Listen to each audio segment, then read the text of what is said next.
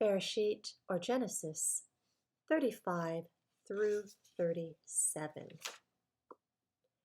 And Elohim said to Yaakov, Arise, go up to Bethel and dwell there, and make a slaughter place there to El, who appeared to you when you fled from the face of Esau your brother. And Yaakov said to his household and to all who were with him, Put away the foreign mighty ones, the idols, that are among you, and cleanse yourselves and change your garments, and let us arise and go up to Bethel, and let me make there a slaughter place to El, who answered me in the day of my distress, and has been with me in the way which I have gone. So they gave Yaakov all the foreign mighty ones which were in their hands, and all their earrings which were in their ears, and Yaakov hid them under the terebinth tree which was near Shechem.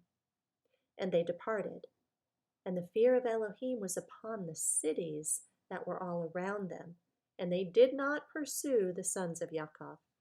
And Yaakov came to Luz, that is, Bethel, which is in the land of Canaan. And he and all the people who were with him came there, and he built there a slaughter place, and called the place El Bethel, because there Elohim appeared to him when he fled from the face of his brother.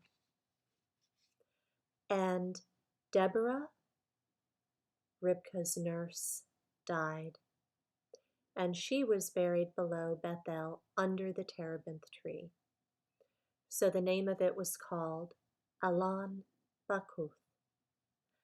And Elohim appeared to Yaakov again when he came from Padan Aram. And he blessed him. And Elohim said to him, Your name is Yaakov.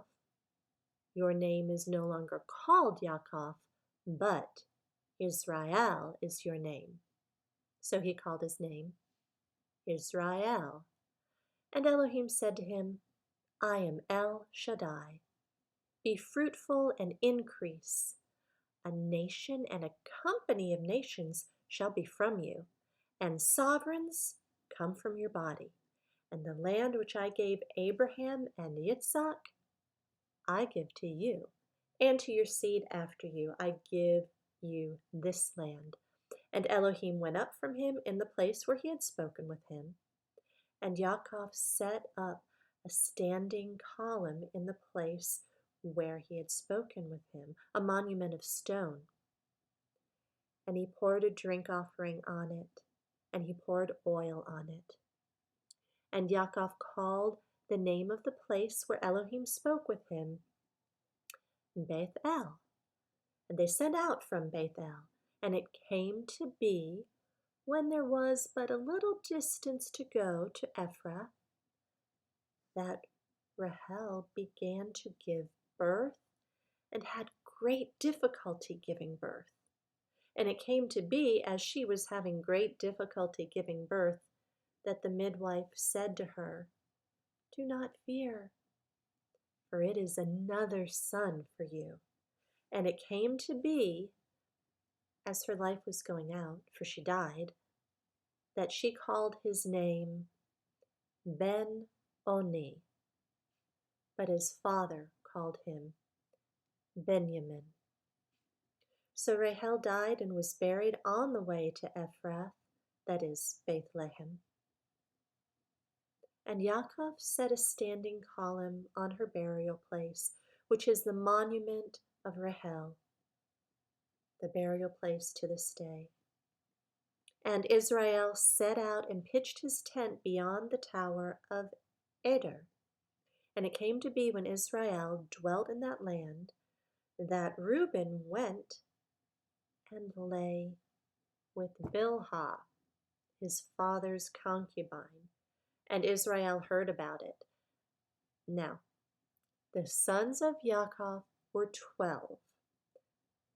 The sons of Leah were Reuben, Yaakov's firstborn, and Shimon, and Levi, and Yehudah, and Issachar, and Zebulun. The sons of Rahel were Yoseph and Binyamin. The sons of Bilhah, Rahel's female servant, were Dan and Naphtali.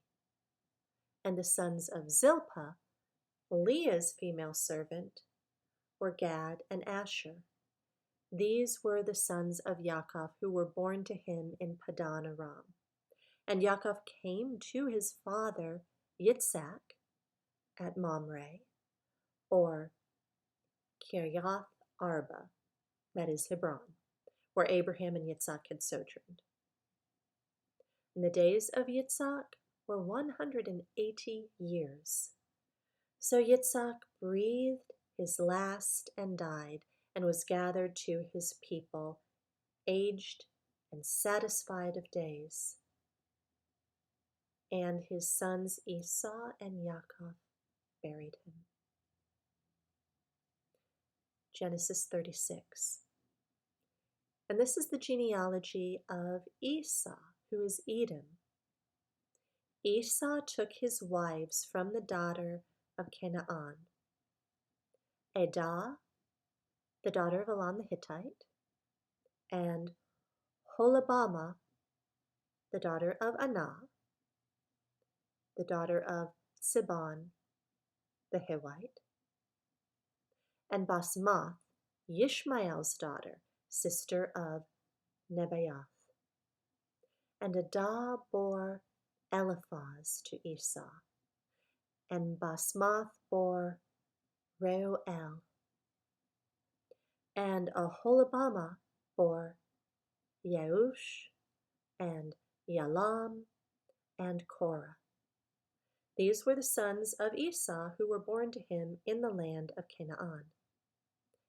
And Esau took his wives and his sons and his daughters and all the beings of his household and his herds and all his beasts and all his possessions which he had gained in the land of Canaan, and went to a land away from the presence of his brother Yaakov, for their possessions were too great for them to dwell together, and the land of their sojournings could not support them because of the herds. So Esau dwelt in Mount Seir. Esau is Edom. And this is the genealogy of Esau, the father of the Edomites, in Mount Seir. These were the names of Esau's sons: Eliphaz, son of Adah, wife of Esau, and Reuel, son of Basmath, wife of Esau. And the sons of Eliphaz were Teman, Omar, Sepho, and Gatam, and Kenaz. And Timnah was the concubine of Eliphaz, Esau's son, and she bore Amalek to Eliphaz. These were the sons of Adah, Esau's wife. These were the sons of Reuel, Nahath, and Zerah, Shema, and Mizah. These were the sons of Basmath, Esau's wife. These were the sons of Holabamah, Esau's wife, the daughter of Anah, the daughter of Tizban. She bore to Esau Yeush, and Yalam, and Korah. These were the chiefs of the sons of Esau. The sons of Eliphaz, the firstborn son of Esau, were Chief Taman, Chief Omar, Chief Sepho, Chief Kenaz, Chief Korah, Chief Gatam, Chief Amalek. These were the chiefs of Eliphaz in the land of Edom. They were the sons of Adah. And these were the sons of Reuel, Esau's son: Chief Nahath, Chief Zerah, Chief Shammah, and Chief Mizah. These were the chiefs of Reuel in the land of Edom. These were the sons of Basmath, Esau's wife, and these were the sons of Aholabamah, Esau's wife: Chief Yeush, chief Yalam, and chief Korah. These were the chiefs descending from Oholibamah, Esau's wife, the daughter of Anah. These were the sons of Esau, who is Edom, and these were their chiefs. These were the sons of Seir, the Horite, who inhabited the land: Lotan, and Shobal, and Sibon, and Anah, and Dishon, and Etzer, and Dishan. These were the chiefs of the Horites, the sons of Seir, in the land of Edom. And the sons of Lotan were Hori and Hemam. Lotan's sister was Timnah. And these were the sons of Shobal: Alwan, and Manahath, and Ibal, and Shepho, and Onam. And these were the sons of Sibon, both Ayah and Anah. This was the Anah who found the water in the wilderness as he fed the donkeys of his father, Sibon. And these were the children of Anah: Dishan, and Oholibamah, the daughter of Anah. And these were the sons of Dishan: Hemdan, and Eshban, and Yithran, and Keran. These were the sons of Etzer: Bilhan, and Zaawan, and Akan. These were the sons of Dishan: Uz, and Aran.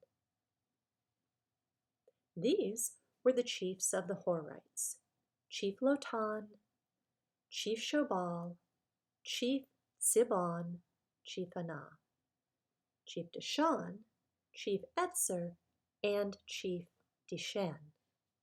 These were the chiefs of the Horites according to their chiefs in the land of Seir.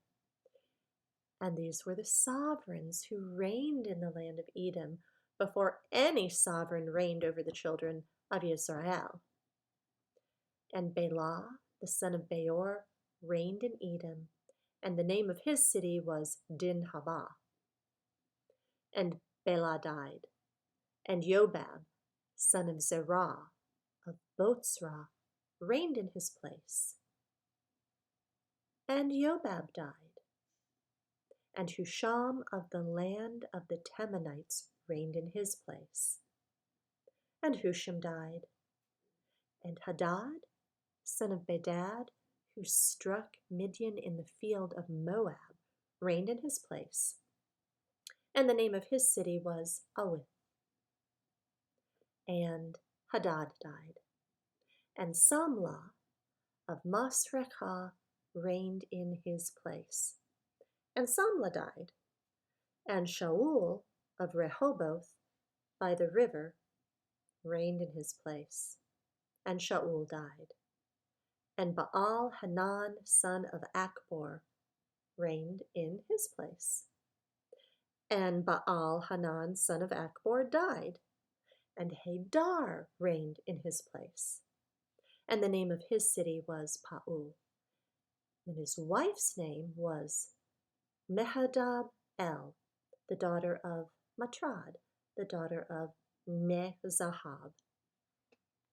And these were the names of the chiefs of Esau according to their clans and their places by their names: Chief Timnah, Chief Alwa, Chief Yetheth, Chief Oholibamah, Chief Elah, Chief Pinon, Chief Kenez, Chief Teman, Chief Mibzar, Chief Magdael, Chief Aram.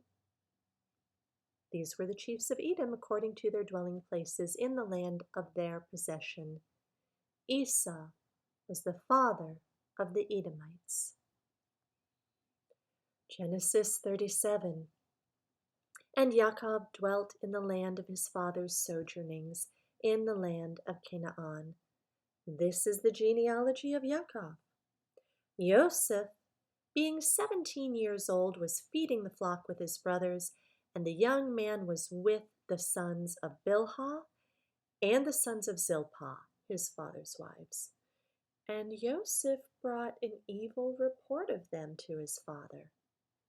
And Yisra'el loved Yoseph more than all his children, because he was the son of his old age.